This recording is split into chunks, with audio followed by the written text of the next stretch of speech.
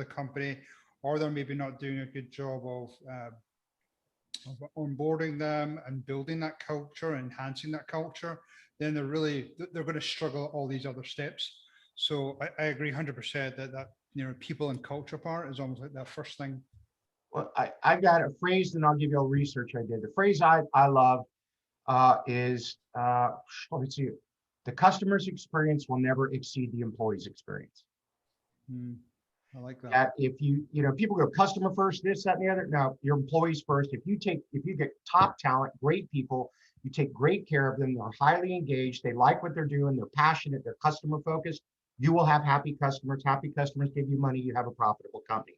To me, that's the way it works. Yep. So a couple of years ago, I did a research study of more than 10,000 high potential employees at companies around the world, top companies, from small companies, startups, to the Fortune 5. And these are what I call voluntary employees. And every one of us hopefully has a couple of these on our team. They're so good at what they do that if they quit today, they'd have a job at the competition tomorrow. Yeah. So they come back to work at your company, not because they have to, but because they want to. So I asked them then, why do you work where you work? How do you attract and retain top talent? And they told me 6 things. Number 1 was money, but the important idea here was just fair pay. And I define that as 10% above or below what they would make to do the same job anyplace else. As long as you get parity on pay, pay comes away as a major motivator. Yep. The next one was challenging, meaningful work that every day I've got to come in and be a little bit better, a little bit sharper, smarter. I feel good about what I'm doing. There's a purpose to it. The next one is cool colleagues.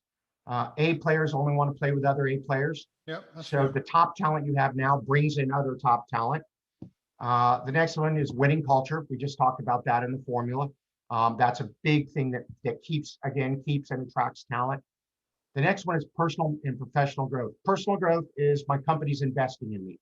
I'm getting sent to seminars. I have training. I have a coach. I have a mentor, whatever it might be, but I'm smarter at the end of the month than I was at the beginning.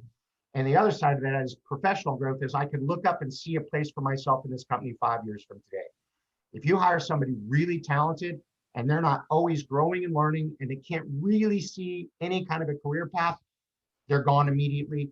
But the last one, and this speaks right to one of your major areas of expertise, Robert, is the number 1 reason, single biggest reason that people go to top talent, goes to a company. I work for a leader I trust, respect, and admire.